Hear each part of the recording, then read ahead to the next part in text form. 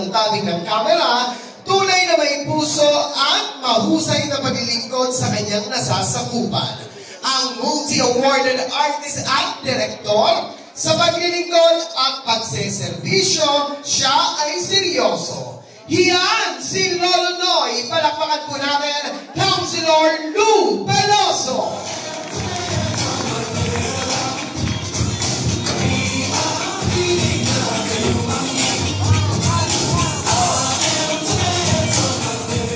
Magandang hapon.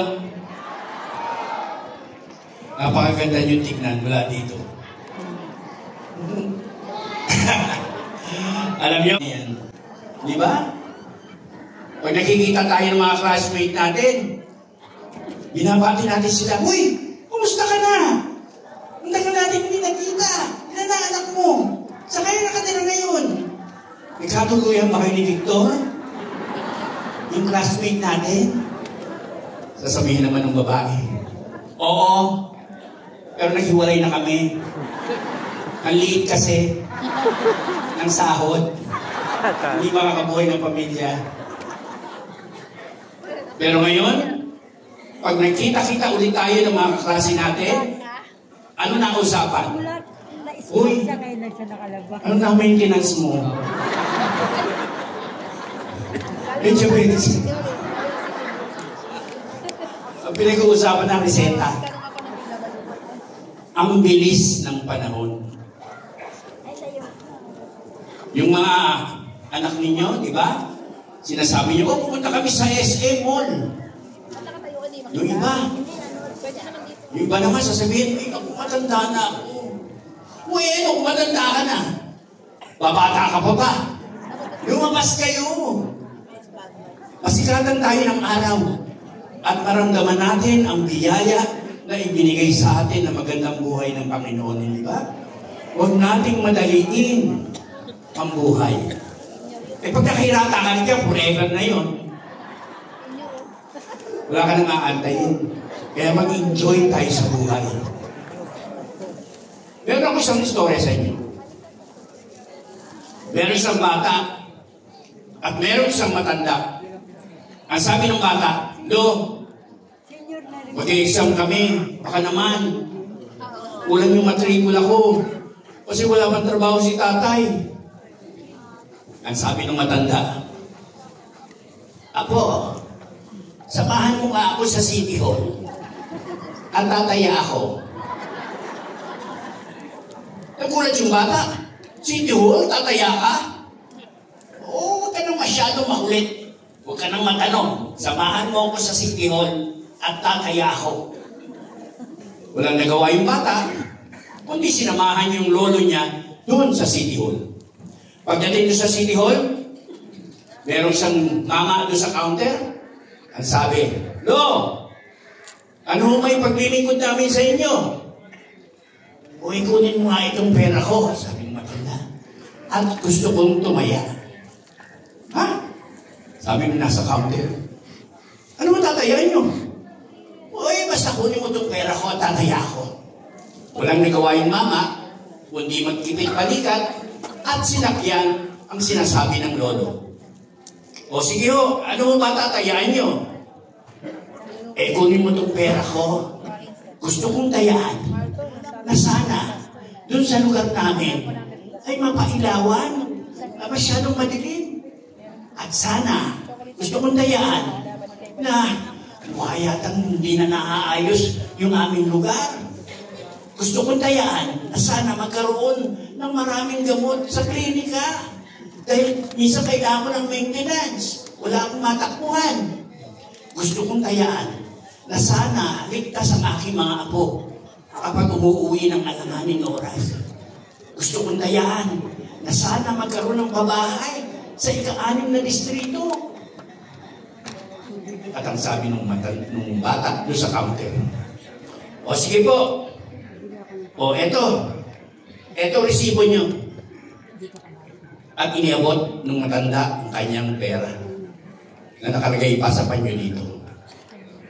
At sabi ng bata, "Lo, ibinigay mo lahat yung pera mo doon? Eh sabi ko sa iyo, mag-i-enroll ako eh. May exam kami." At sabi ng matanda, "Uy, sa tatay mo? Gumawa na lang ng promissory note? O tignan mo ako, ginawan ako ng promissory nung bata doon sa counter. At umalis na nga yung maglolo. Manalo kaya ang matanda? Makapag-aral kaya ang bata?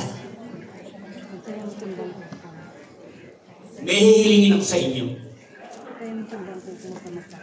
Sana po, pag-uwi ninyo, pwede po ba kayo ang magtapos ng kwento?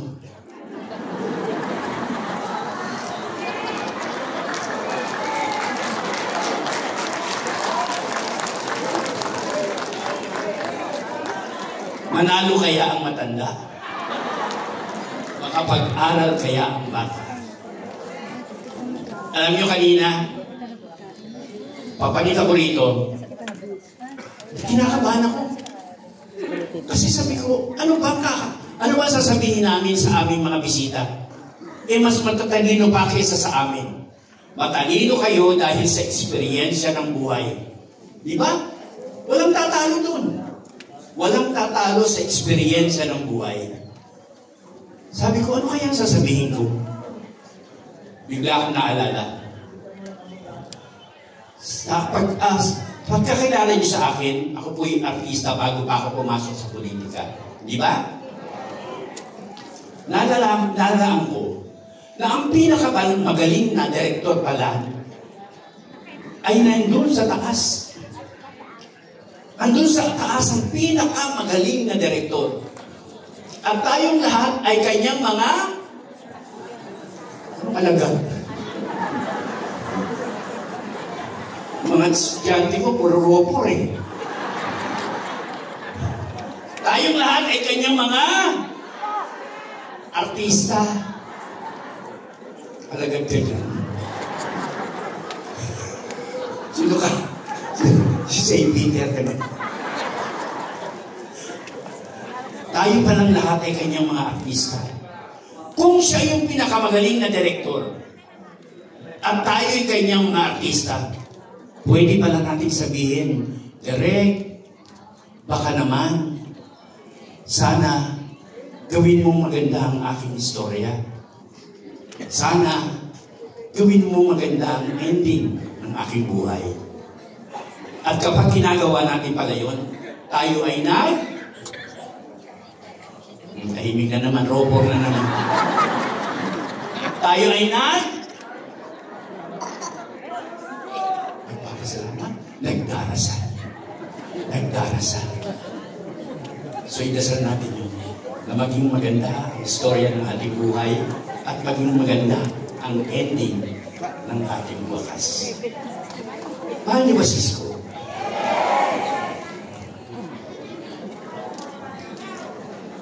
Napansin mo nga.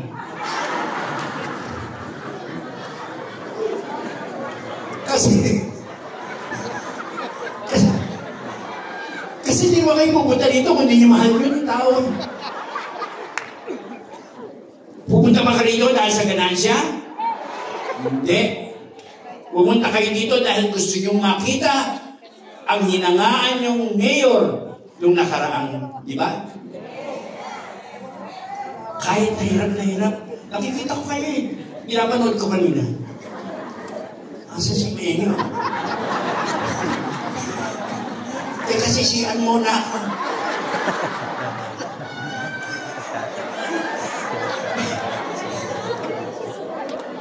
Ay, talaga.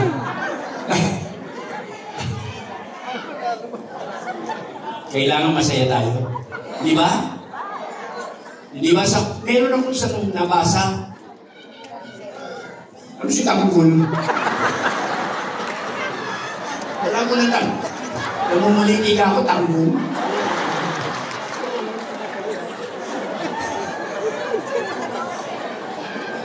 Meron ako nabasa. Naturuan niyo daw. Huwag niyo turuan ang inyong anak na maging mayaman. Ha? Turuan niyo sila na maging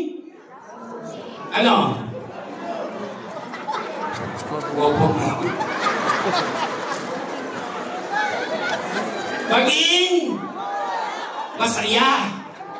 Masaya. Dalaanin mo ang salapi kung hindi ka naman masaya, di ba? Kailangan maging masaya tayo sa buhay. May nagtanong nga sa akin doon sa Pandakan eh. Buti ko si ate.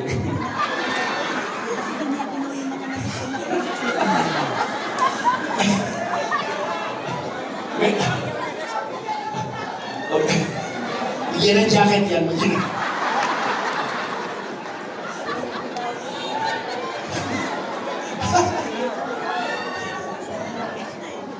May nagtanong sa akin doon sa Pandakan. Lucian, paano naman kaming magiging masaya kung wala kaming pera? Mula ngayon, wala naman sasabi na wala akong pera. Ha? Ano sasabihin nyo? Huwag nga sasabihin walang pera eh. Ang sasabihin nyo, darating. Darating ang pera. Kaya pag may naniningil sa inyo sa kuryente, sa ilaw, sabihin nyo darating. Darating ang pera. Diyan ka lang, sakit.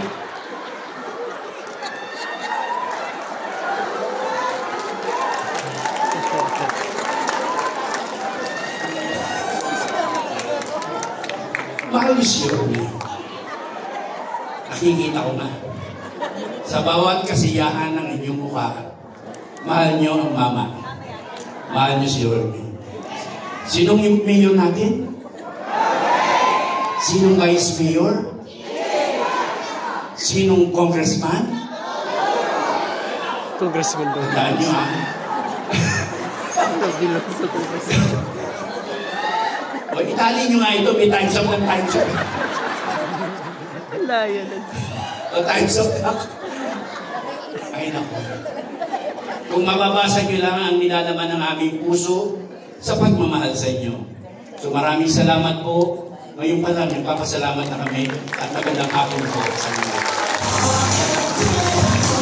Mga boys, palakpakan po natin Congressman Joey Uy! Sa taong bayan siya ay malaki, servisyo niya sa publiko ay malaki. Siya'y naaasahan natin sa oras ng gipin, sa mga aki siya ay galing. Isang magandang hapon po sa aking mga kapitbahay at sa aking kapamilya sa bayan po ng Pandakan. Good afternoon. Saan pa yung mga kapitbahay ko talaga? Barangay 642. Nasaan? Patang mo konti lang natin. Ha? 642. Konti lang. 641. Konti lang, ba't ganun? Tawag ng iba. But anyway, ang iyong lingkod po na si Joey Uy, ang tumatayo pong ama ng Your Miss Joyce sa ikanim na distrito ng Maynila. Dahil sa inyong panahon na binigay nyo ngayon ng inyong lingkod po, kasama po ang aming bumubuo po ng Your Miss Joyce na nagpapasalamat po sa panahon na binigay nyo.